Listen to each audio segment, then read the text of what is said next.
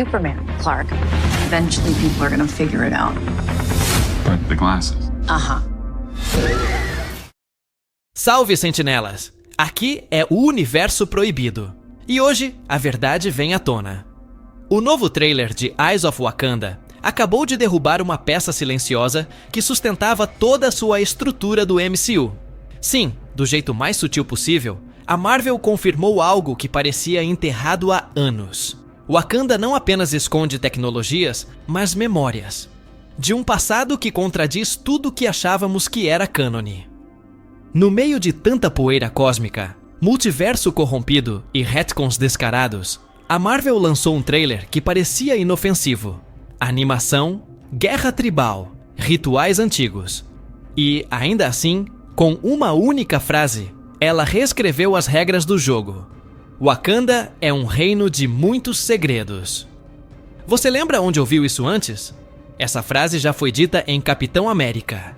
Guerra Civil, bem antes de T'Challa se tornar um ícone global. Ela sempre veio acompanhada de traição, conspiração e de personagens sendo desmascarados. Mas agora, essa mesma frase aparece na boca de um novo personagem, mascarado como um leão dourado, cercado de símbolos místicos e elementos de um culto que remete à deusa egípcia Sekhmet. Coincidência? Ou é o reboot começando exatamente onde ninguém esperava? O trailer não começa com Vibranium, nem com o trono de Wakanda. Começa com embarcações de madeira, ao estilo século XVII, cortando um oceano denso e escuro, como se a própria Wakanda estivesse prestes a cruzar uma nova fronteira. E é nesse instante que somos apresentados à versão mais ancestral já vista de um Pantera Negra. Ou talvez, de algo mais antigo que o próprio manto do Pantera. Mas tem um detalhe visual ali que quase ninguém reparou. E que muda tudo. Já volto nisso. Se esse conteúdo tá te conectando com as verdades do multiverso, já deixa o like e entra pra nossa linha secreta de inscritos. Quando a Marvel colocou Best, a deusa Pantera, em Thor, Amor e Trovão, ninguém entendeu direito o que ela estava fazendo lá. Foi uma aparição rápida, quase ornamental, mas agora está claro, aquilo foi só a primeira abertura para uma mitologia que está prestes a explodir. Porque neste novo trailer, o culto de Sekhmet finalmente entra em cena. E ele não veio para ser coadjuvante. Sekhmet não é apenas uma figura mitológica aleatória. Nos quadrinhos da Marvel, ela lidera um culto radical, separado da tradição de Best, e representa uma força de fúria, guerra e desequilíbrio. E o personagem mascarado de leão, interpretado por Cress Williams, parece ter feito um pacto direto com essa entidade. A iconografia é precisa. A máscara dourada felina, os olhos incandescentes, os rituais solares. Tudo grita Sekhmet. Mas, por que a Marvel colocaria um deus egípcio rival de Bast no centro de uma série de Wakanda? Por que o MCU está preparando o terreno para uma reinterpretação mais ampla da própria origem do Pantera Negra? Se Bast concedeu poderes a T'Challa e aos seus ancestrais, então Sekhmet representa o poder de ruptura. A rebelião interna. A divindade que transforma o Avatar num herege. E essa não é a primeira vez que vemos isso acontecer no MCU. Em Moon Knight, Khonshu usa Mark Spector como Avatar de forma instável e agressiva. O panteão egípcio, ali, foi retratado como dividido, arrogante e em conflito constante. Agora, a Marvel costura essa mesma lógica dentro da tradição de Wakanda. Como se dissesse, o manto do Pantera Negra não é o único, e talvez nem seja o mais antigo. Só que tem uma coisa que ninguém percebeu. O tom visual da série muda completamente quando Sekhmet entra em foco.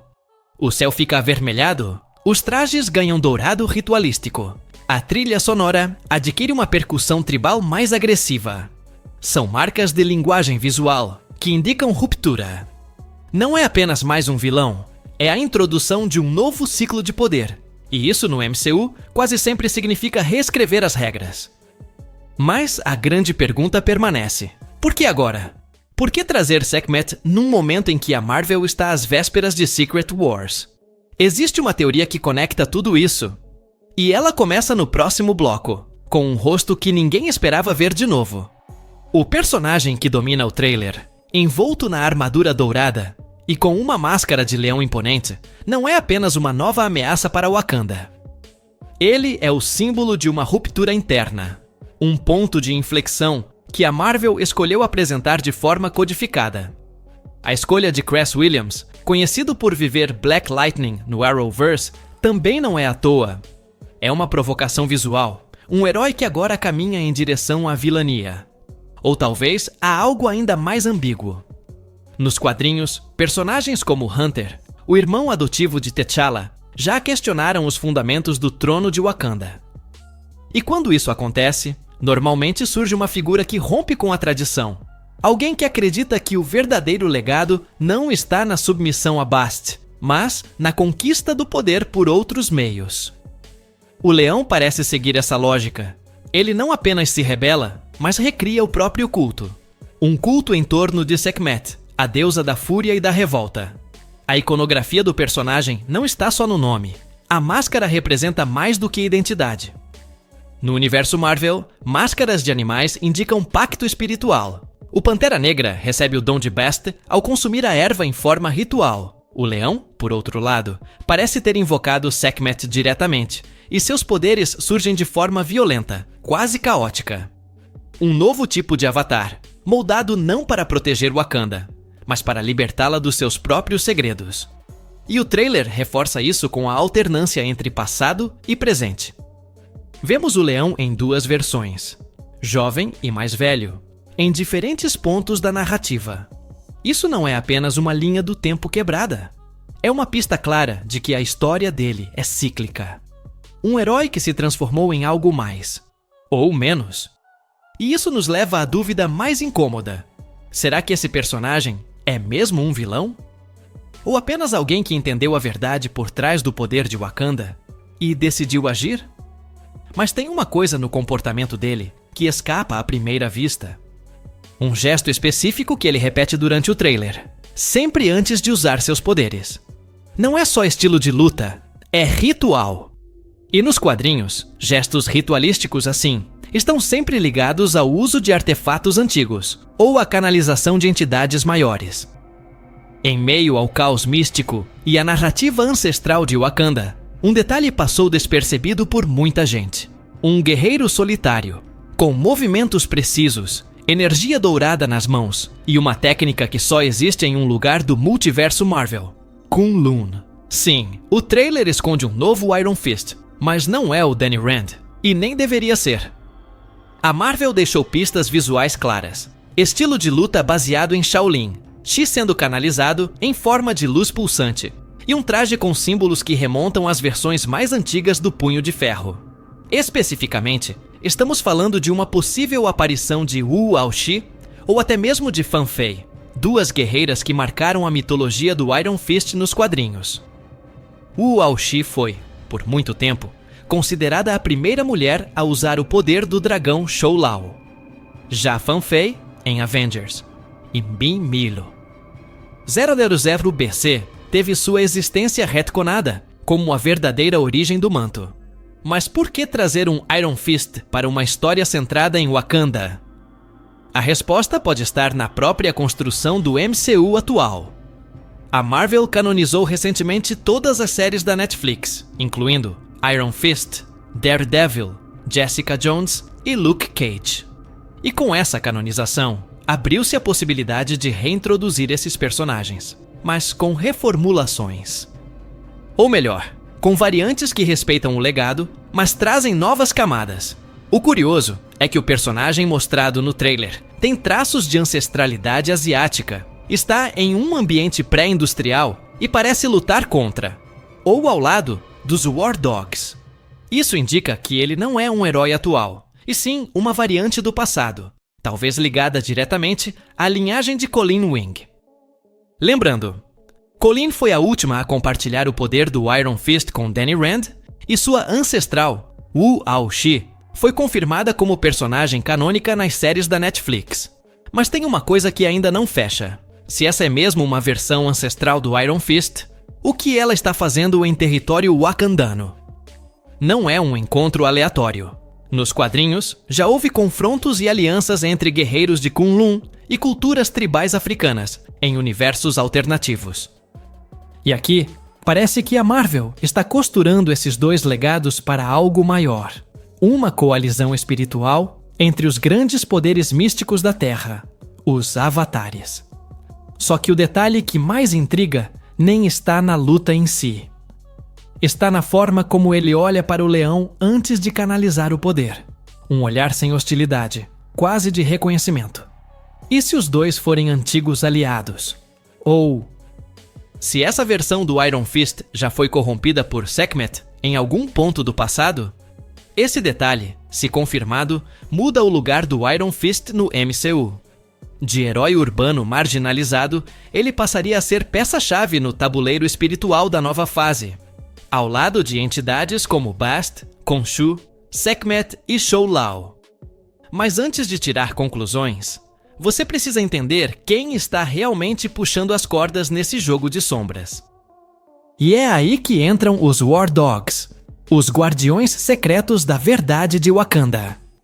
No centro dessa narrativa densa e entrelaçada por cultos e linhagens místicas estão os War Dogs, ou Hatut-Zeraze, como são chamados em sua forma original. Não são apenas espiões de Wakanda, eles são o fio oculto que costura o passado, o presente e, agora, o futuro espiritual do MCU. E o trailer entrega isso com uma clareza simbólica que poucos perceberam. Nos filmes anteriores, os War Dogs sempre operaram nas sombras. Foram eles que ajudaram T'Chaka a monitorar Killmonger em Oakland. Foram eles que tentaram rastrear Ulysses Klaue após o roubo do Vibranium. Mas Eyes of Wakanda muda na escala. Aqui, eles não estão mais apenas espiando. Estão em missão ativa, viajando pelo mundo antigo, recuperando artefatos sagrados e enfrentando ameaças que colocam em risco a própria origem do poder wakandano. O trailer mostra isso ao exibir um mapa fragmentado, com marcações em diferentes continentes, sugerindo uma caçada global por relíquias. E a narração deixa claro, os War Dogs estão atrás de algo que não pode cair em mãos erradas. Algo que envolve os cultos esquecidos, os pactos com entidades como Sekhmet, e possivelmente uma ruptura dentro da própria estrutura de Wakanda. Mas o que exatamente eles estão tentando proteger? A resposta pode estar no próprio Vibranium. Durante Wakanda Forever, foi revelado que o Vibranium não é apenas um metal. Ele tem propriedades espirituais, energéticas, quase conscientes. O uso do Vibranium em rituais é o que permite o contato com os ancestrais e o acesso ao plano ancestral. E se existirem artefatos vibrânicos perdidos, vinculados a divindades rivais de Bast, o que aconteceria se caíssem nas mãos de um avatar de Sekhmet? A série parece sugerir que os War Dogs estão em uma corrida contra o tempo. Não para evitar uma guerra, mas para impedir que memórias sejam recuperadas. Porque se esses artefatos revelarem que Wakanda já foi comandada por outros deuses, ou que o trono do Pantera Negra foi usurpado de uma linhagem anterior, toda a estrutura de fé e poder desaba. Mas tem um detalhe específico no trailer, que entrega essa tensão sem dizer uma palavra. O olhar de Ngoni, a guerreira encarregada de caçar o leão. Em uma das cenas, ela hesita antes de atacar, como se estivesse reconhecendo algo familiar. Não é só uma luta entre bem e mal, é uma disputa por verdade. Uma guerra de versões sobre quem Wakanda realmente foi. E o que ela ainda pode se tornar. Essa hesitação de Ngoni pode ser o ponto de virada da série. Porque se até mesmo os War Dogs duvidarem da versão oficial da história, a rebelião espiritual se torna inevitável. Mas a Marvel escondeu uma última peça nesse quebra-cabeça. Uma pista quase imperceptível, e que aponta diretamente para o futuro do MCU.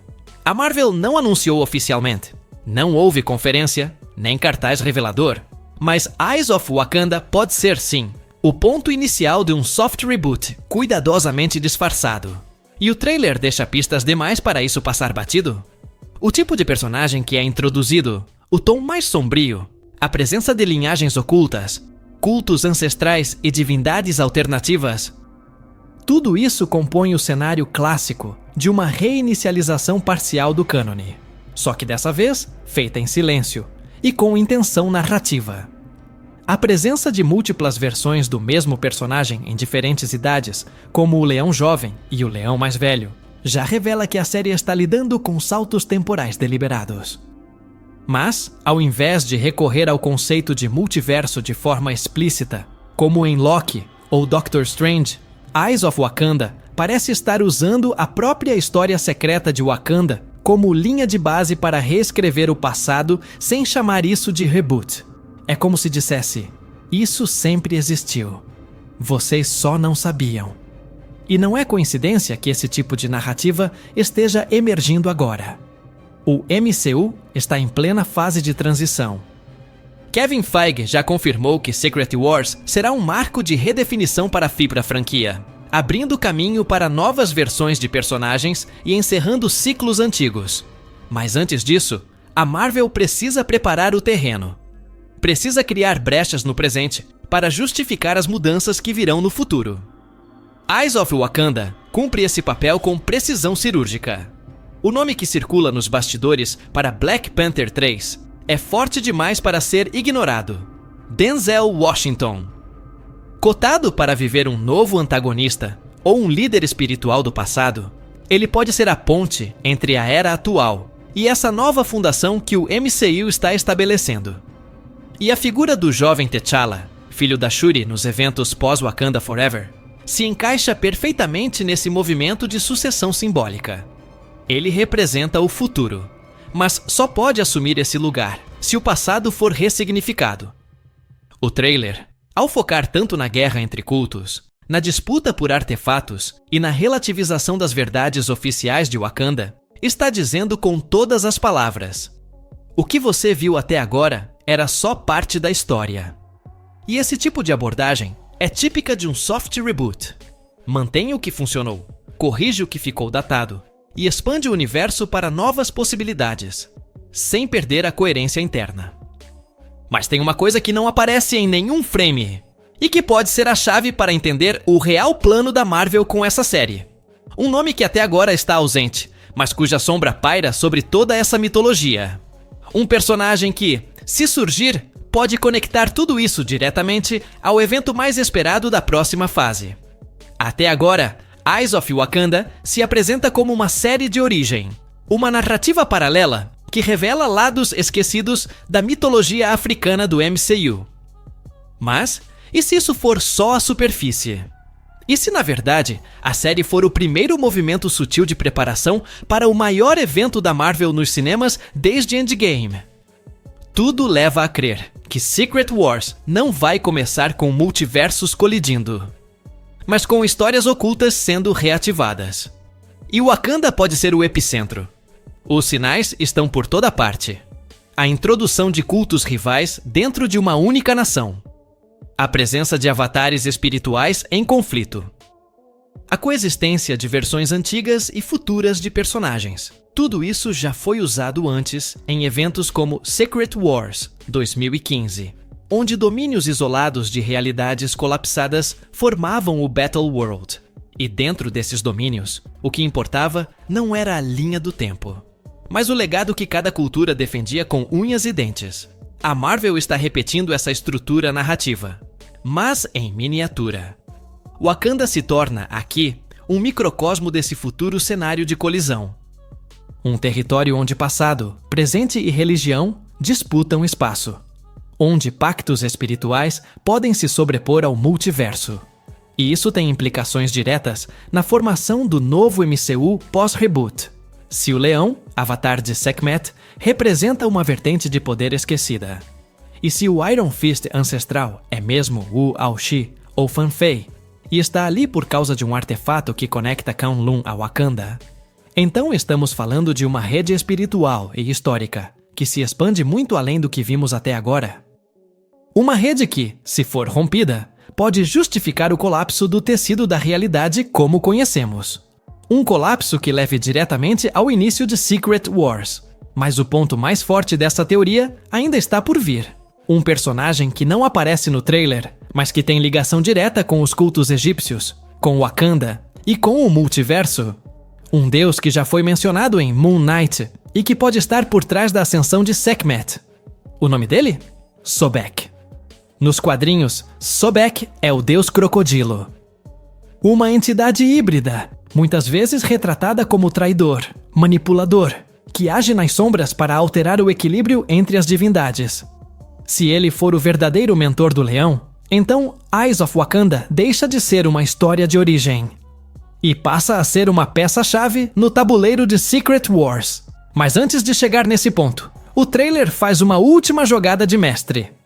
Um recurso visual que remete diretamente ao passado do MCU e que entrega, com uma única frase repetida, a real intenção por trás de toda essa narrativa. No final do trailer, quase como um sussurro codificado, a frase é dita: Wakanda é um reino de muitos segredos. Para a maioria, pode soar apenas como um reforço temático, mas para quem acompanha o MCU desde Guerra Civil, essa frase carrega um peso simbólico enorme. Foi usada por T'Chaka pouco antes de morrer. Foi repetida por T'Challa quando confrontado com o legado de seu pai. E agora? Volta a ser dita por um personagem que não está do lado da tradição. Esse recurso é o que se chama The Echo Line. Uma frase repetida ao longo das fases do MCU que sempre surge no limiar de uma revelação, de uma traição ou de um colapso de confiança. E ela só aparece quando os personagens estão prestes a descobrir que a versão da história que conheciam não era completa. Aqui, ela cumpre exatamente esse papel, mas com uma camada extra. Porque agora, quem diz a frase não está defendendo Wakanda. Está desafiando a sua essência. Esse tipo de construção é um sinal narrativo claro. A Marvel está indicando que a própria história de Wakanda, como conhecemos até agora, é incompleta.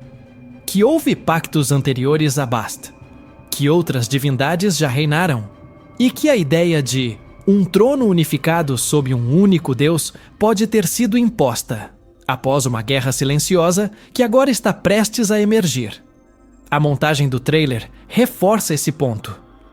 A frase é dita enquanto vemos o leão em pé, diante de uma chama ancestral.